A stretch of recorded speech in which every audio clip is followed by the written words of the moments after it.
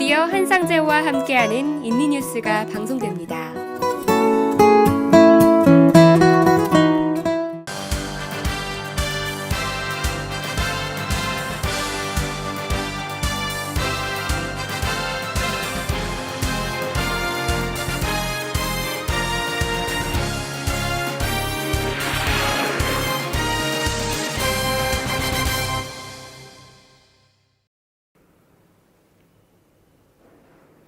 네, 여러분 안녕하십니까? 한상재입니다.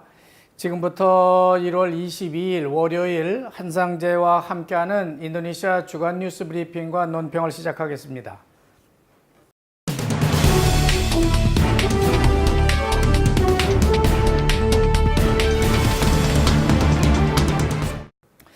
먼저 인도네시아 주요 뉴스를 한번 요약해 드리겠습니다. 지난주 콤파스 신문은 파푸아주의 아가스 지역이라고 하는 곳의 주민들의 그 가난과 기아에 대해서 전하면서 국민들과 정부의 구호의 손길을 호소하고 나섰습니다. 조코위 정부는 즉각 군 의료진을 급파해서 어린아이들의 질병을 치료해 주고 있다고 합니다.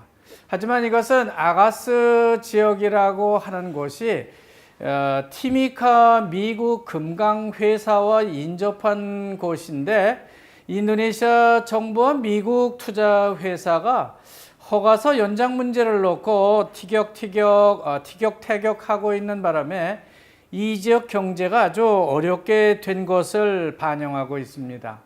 따라서 하루빨리 프리포트 광산 허가 연장 이슈가 해결된다면 지역 경제가 다시 좀 살아나서 이들의 건강이라든지 지역 가난을 면할 수 있을 것으로 보이고 있습니다.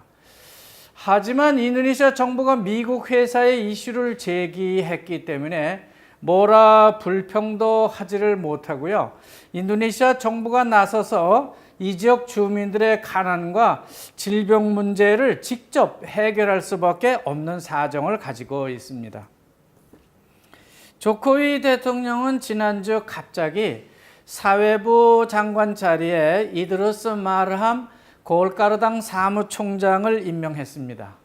그와 동시에 우리 친한파로 잘 알려진 물도꼬 예비역 장군을 대통령 비서실장에 임명을 하고요. 아금 구물라 전 교통부 장관을 대통령 자문위원으로 위촉을 했습니다. 또 하디 공군 참모총장이 합참의장 자리로 가는 바람에 공석이 되고 있던 공군 참모총장 자리에 유유 수티르노 장군을 임명하였습니다. 그러나 대부분의 신문들은 이드루스 마르함 사회부 장관에 임명한 것이 좀 이상하다 이렇게 물음표를 던지고 있습니다. 장관을 임명하는 임명권이 아무리 대통령의 고유 권한이라고 할 수는 있지만은 이건 좀 너무 적나라한 정치적 거래의 소산이라고 보고 있습니다. 제이카 부통령도 골가르당이 조코위 정부에서 산업부와 사회부 이렇게 두 부처를 맡게 된 데 대해서 만족하고 있다는 말로 대신할 정도이기 때문입니다. 그러나 이드루스는 이 카테페 뇌물 사건 공범 혐의를 받고 있는 데다가 베트남 쌀 6만 톤 밀수입 사건도 아직 조사 중에 있고요. 종신형을 받고 복역 중에 있는 악딜 묵다르 헌법재판소장의 지방선거 부정 판결 미제 사건에도 이드루스가 연결되어 있기 때문에 조코위 대통령이 2019년 대선 승리를 위해서 좀 지나친 결정을 한 게 아니냐는 그런 평을 받고 있습니다. 인도네시아 국회와 카페카가 1년 이상을 끌던 이 카테페 뇌물 사건으로 구속된 세티오 노반토 국회의장이 아무래도 법조계 마피아의 조력을 받고 있는 것이 아니냐 하는 그런 의혹을 받고 있습니다. 이것을 저스티스 콜라보레이터라고 명명을 하고 있는데요.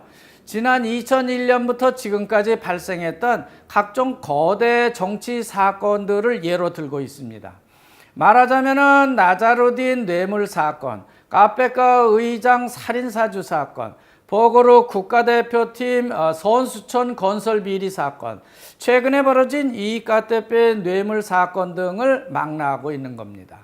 하여간 세티어 노반토 뇌물 사건을 법조계 마피아라고 보고 있는 데는 노반토가 남의 차를 빌려 타고 가다가 갑자기 전봇대를 들이받고 다쳐서 병원에 입원한 것처럼 꾸미고 마치 환자처럼 의사와 그리고 국회의원 보좌관, 변호사까지 한 목소리로 그 사건을 감추려고 한 것은 법조계 마피아의 수법이 아니냐는 그런 질문을 받고 있는 겁니다.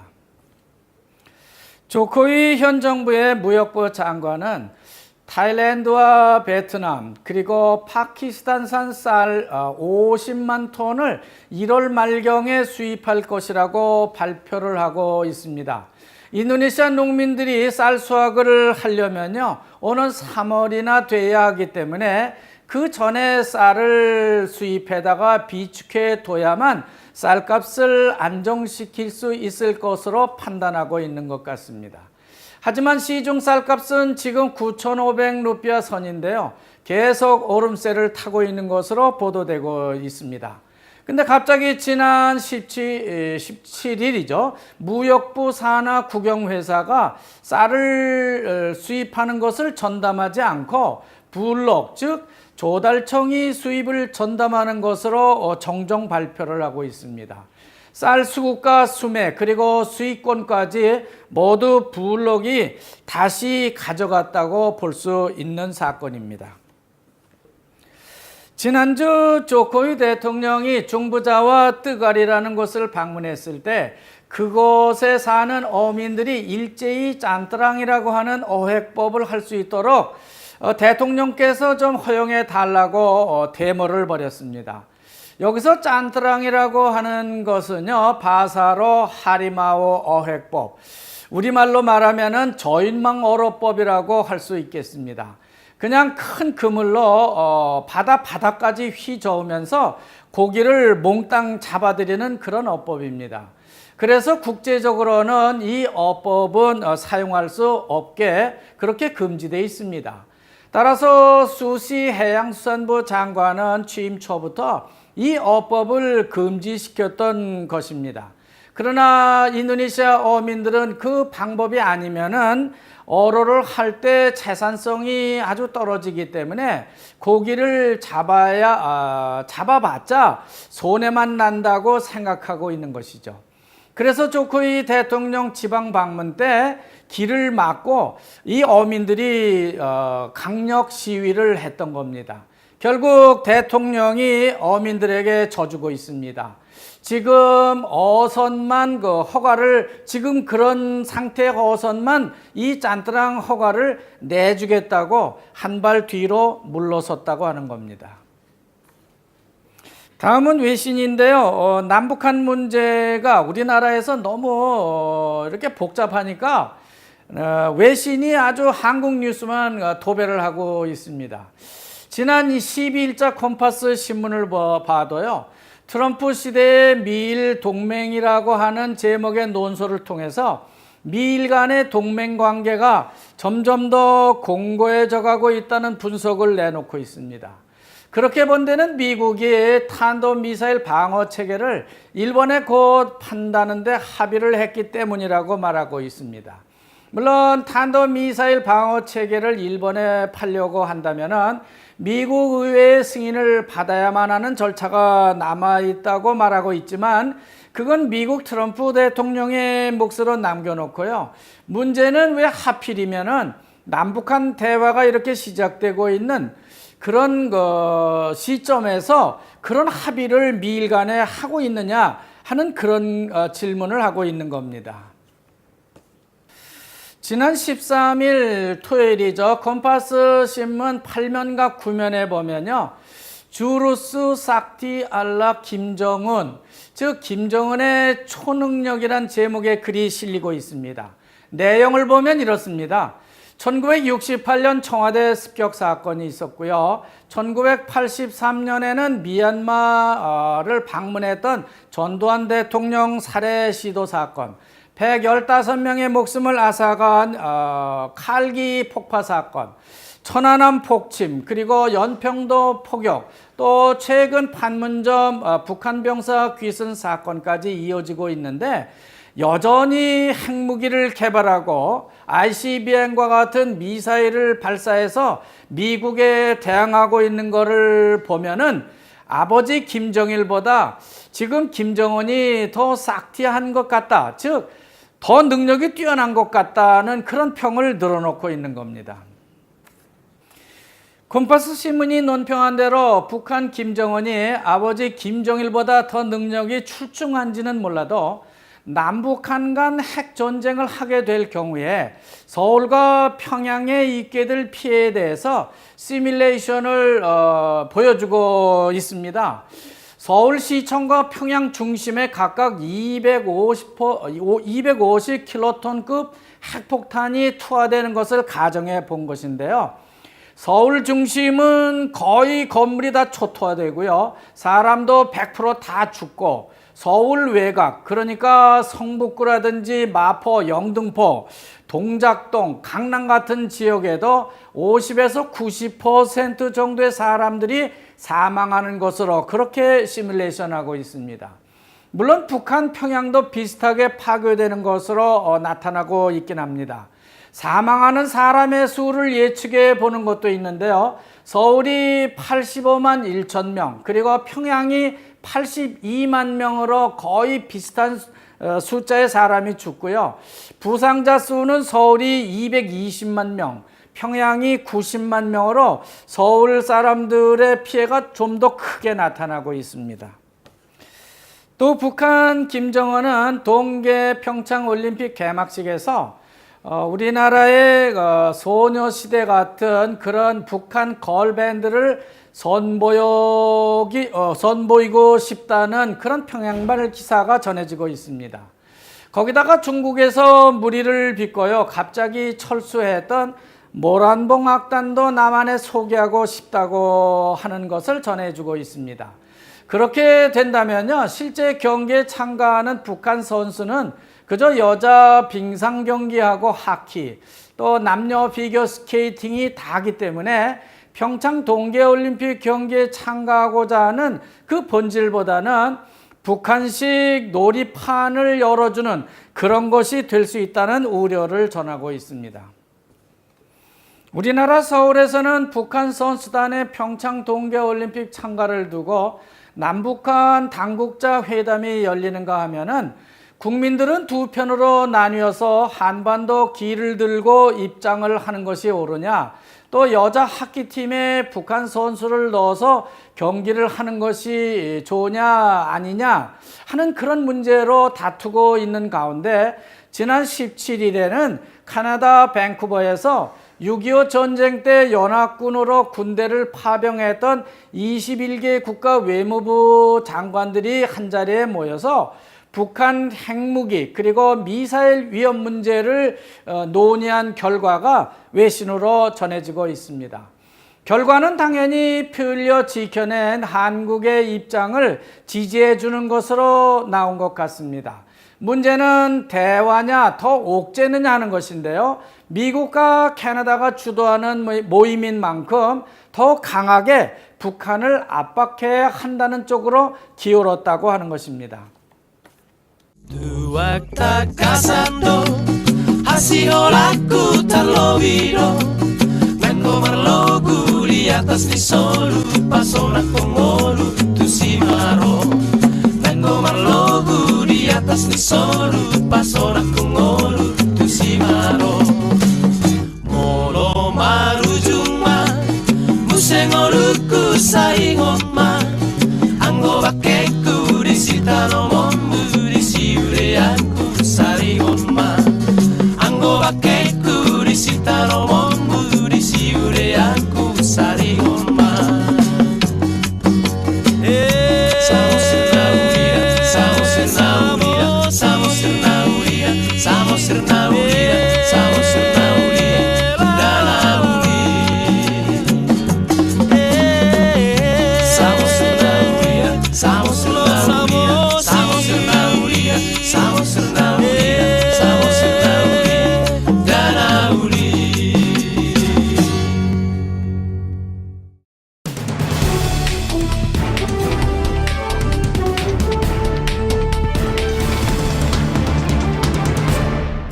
다음은 경제와 지방 소식으로 엮었습니다.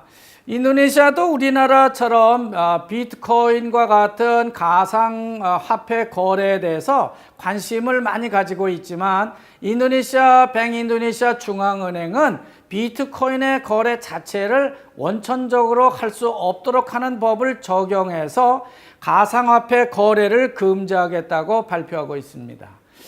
결국 가상화폐는 인도네시아에서 거래가 안 된다고 하는 것이죠. 지난 2011년에 제정된 법인데요. 인도네시아 영토 안에서는 루피아로만 거래를 해야 한다고는 규정을 들고 나온 겁니다. 물론 지금은 이 법을 잘 지키지 않고 음성적으로 인보이스도 달러나 앵화 등으로 표시하기도 하는데 엄연히 이 법이 아직도 살아있기 때문에 이 가상화폐 거래는 위법이라고 볼 수 있다고 하는 겁니다. 요즘 아니스 바스웨단 자카르타 시장은 어떻게든 자카르타 북부 해안가에 조성한 바 있는 간척지의 하계배, 즉 토지 증서를 취소해 보려고 안간힘을 쓰고 있는 것 같아요. 그것이 그의 선거 공약에 들어가 있기 때문에 그렇다는 것인데요.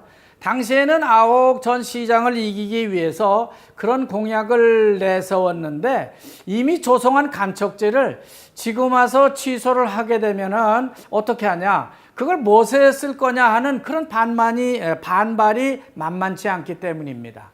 하여간 아니스 자카르타 시장은 토지청에 토지증서 발급을 취소해 달라고 행정적 요청을 해놨습니다. 그렇지만 토지청은 합법적으로 발급된 토지 증서이기 때문에 그럴 수는 없다는 입장을 유지하고 있습니다. 끝으로 한인동포 소식입니다. 먼저 다문화 가정 자녀들을 평창으로 보내야 하는 한인동포의 아픈 마음을 전해보도록 하겠습니다. 지금 우리나라에서는 평창 동계올림픽에 참가하려는 모란봉악단을 어떻게 할까? 또 태극기를 내리고 그 대신에 한반도기를 들고 입장하는 것이 옳으냐 하는 그런 이슈가 난무를 하고 있습니다. 그런 올림픽에 우리 인도네시아 한인회는 다문화 가정 자녀 20명을 보낼 것이라고 말하고 있습니다. 그들 중 한 명은 아버지를 만나게 되고요. 다른 한 명은 이복 오빠를 만나는 그런 이벤트도 하면서 청와대까지 방문을 할 예정이라고 합니다. 아버지 없이 자란 애들을 아버지의 나라에 보내주는 것이 어떠냐? 또 뭐라 탓할 일은 아니라고 생각이 됩니다. 그렇지만 대부분의 이런 아이들도 자기 아버지가 누군지 또 만날 수만 있다면 이번 기회 말고도 어떻게든 만나고 싶을 것입니다. 그것이 인지상정이죠. 따라서 그 아이들은 언제든 남북 이산가족 찾기 때처럼요. 큰 피켓에다가 우리 아버지 이름은 누군데요. 어느 회사에서 언제부터 언제까지 자카르타에 살다가 그렇게 간 분입니다. 이렇게 써들고 나타날 수도 있을 것입니다. 그러나 정작 그 아버지 되는 사람은요. 그들이 찾아오는 것을 반기지는 않을 수도 있고요. 외부에 크게 노출되는 것을 또 꺼릴 수도 있을 것입니다. 인도네시아에 남겨진 그 아이들은 베트남 전쟁 때 남겨진 아이들과는 또 다른 측면을 가지고 있다고 생각됩니다. 거기는 전쟁을 했지만요. 여기는 전쟁을 한 것이 아니고 직장 생활을 하다가 낳은 자식들이 그 아이들이기 때문입니다. 따라서 우리 인도네시아 한인 동포들은 이 아이들의 장래에 대해서 좀 고민을 해봐야 할 것으로 생각됩니다. 그냥 일시적인 동정이라든지 이벤트로 끝낼 일이 아니라고 하는 것이죠. 특히 이 아이들의 이번 평창 동계올림픽 참가는 별 의미가 없다는 생각을 해보게 됩니다. 그것은 모란봉 악단과 북한의 걸밴드가 노래하고 춤추면서 태극기도 들지 않고 그 대신 한반도 길을 들고 입장하는 것이기 때문에 오히려 이들의 정체성에 대한 혼란만 가중시킬 수 있기 때문이라고 보고 있기 때문입니다. 그것보다는 근본적인 이들의 해결책을 모색해 주는 것이 더 좋지 않겠냐 하는 그런 제안을 해보는 것입니다. 그런 아이들의 참 애정어린 그런 뉴스가 있는가 하면 40여 명의 한국 대학생들이 인도네시아를 찾아서 인도네시아를 배우고 경험하면서 소통하는 인문학 소양 프로그램을 체험하는 행사가 족자카르타에서 있었습니다. 부산 외국어 대학생들 그리고 동아대학, 카톨릭 대학 학생들이 그들입니다. 이들은 족자 주지사를 겸하고 있는 하멘쿠버너 10세 술탄과 뿌트리 그리고 바쿠알람 10세 부지사의 초청을 받고 족자에 도착했습니다. 족자카르타 술탄 일가는 양국 학생들이 서로 교류하면서 배우는 이 프로그램을 족자 왕가 만찬으로 축하해주고 또 칭찬하기도 했습니다. 지난주에도 보면은 댓글을 달아주시는 분들이 많았는데요. 저도 문재인 대통령께서 댓글을 마치 인터넷상의 양념처럼 생각하는 것이 어떠냐, 그런 말을 듣고 이들의 댓글에 상관치 않기로 했음을 알려드립니다. 금주 주간 뉴스는 여기서 모두 마치겠습니다. 시청자 여러분, 다음 주 이 시간까지 안녕히 계십시오.